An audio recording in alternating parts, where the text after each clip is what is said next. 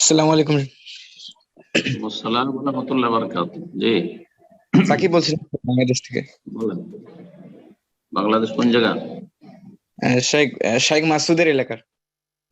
শেখ মাসুদ, রংপুর। সৈয়দপুর। মাশাআল্লাহ, মাশাআল্লাহ। হ্যাঁ, সৈয়দপুর। জি, শেখ, চলেন। প্রশ্নটা হচ্ছে হুম। সুদী ব্যাংকে চাকরি করা তো হারাম, সেখানে সিকিউরিটি গার্ডের চাকরি নেওয়াও হারাম বলা হয়। এখন কেউ যদি সেই যুক্তিতে বলে আল্লাহর বিধানের বাইরে বিচার তো হারাম, তো সরকার তো হারাম কাজ করছে, সেখানে সরকারের সেনাবাহিনী হওয়া কি হারাম হবে, যেহেতু সে হেল্প করছে? জাযাকাল্লাহ খাইরান। যথাসাধ্য বেঁচে থাকবে। যেখানে দেখবেন যে আমার সন্দেহ লাগছে রুজিতে, তখন বেঁচে থাকবে। কিন্তু সবার জন্য সাধারণ মানুষ ফতোয়া দিবে না। কথা বোঝা গেছে? যেখানে দেখবেন যে হারাম কাজ হচ্ছে, যথাসাধ্য বেঁচে থাকবে, কিন্তু ফতোয়া দেবেন না। আর নিজের নিজের ব্যক্তি জীবন ঠিক না করে, পরিবারকে ঠিক না করে, রাষ্ট্রীয় বিষয়ে এরকম সাধারণ মানুষদের এসব বিষয় নিয়ে আলাপ আলোচনা, এগুলো হেকমত নয়, আর এগুলি কল্যাণকর নয়। এগুলোই আসলে নিজেকে আরো আহ ভুল পথে নিয়ে যাওয়া, চরমপন্থার দিকে নিয়ে যাওয়া। তো আল্লাহ যেন বাঁচিয়ে রাখো। আমরা নিজের চরকায় তেল দিই। ব্যক্তি জীবন আমাদের ঠিক হয়ে গেলে সব ঠিক হয়ে যেত, কিন্তু তো যেহেতু ব্যক্তি ঠিক নেই দেশের, সেই জন্য পরিবার ঠিক নেই। আর পরিবারগুলি ঠিক নেই, সেজন্য সমাজ ঠিক নেই।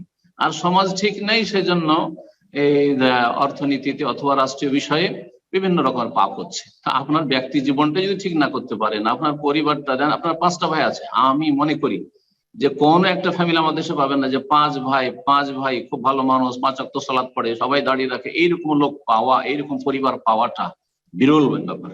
তাহলে নিজের পরিবারটা তো ঠিক করতে পারেননি, নিজের পরিবার ঠিক করতে পারেননি। যদি সালাত ঠিক আছে কিন্তু অন্য পাপ আছে, 5 ভাইয়ের মধ্যে একজন চরম ব্যবহার, তার খারাপ আখলাক, চরিত্র খারাপ, বুঝা গেছে?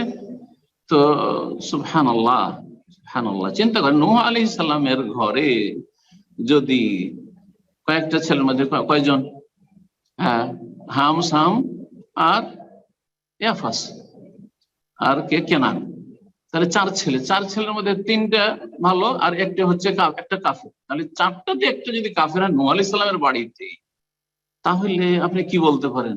আপনার আমার বাড়িতে হইতে পারে না, আল্লাহ যেন হেফাজত করেন, বাস্তব।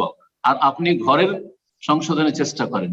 এই যে পরের সংশোধনের মন মানসিকতা, এটা ইখওয়ানি মানহাজ। কথা বোঝা গেছে? এটা অনেক পরে। এটা আপনারা যখন ঠিক হয়ে যাবেন, তখন রাষ্ট্রীয় ক্ষমতায় চেয়ারম্যান ঠিক হয়ে যাবে। কারণ আপনাদের মধ্যেকার একজন আপনাদের গ্রামেরই চেয়ারম্যান হয়েছে, তো সবাই তো ভালো হয়ে গেছে, তো চেয়ারম্যানও ভালো, বুঝা গেছে? আপনাদের অঞ্চলটা, এলাকাটা যখন ঠিক হয়ে যাবে, তো আপনাদের এমপিও ঠিক হয়ে যাবে, ভালো মানুষ, কারণ আপনাদেরই একজন, আপনারা সবাই ভালো মানুষ, তো আপনাদের এমপিও ভালো মানুষ, বুঝা গেছে? এটা হচ্ছে সালাফি মানহাজ। কামা তাকুনুনা ইউআল্লাহ আলাইকুম। শেখ সালেহ ফৌজান বলেছেন, যেমন তোমরা হবে তোমাদের নেতাও তেমন হবে।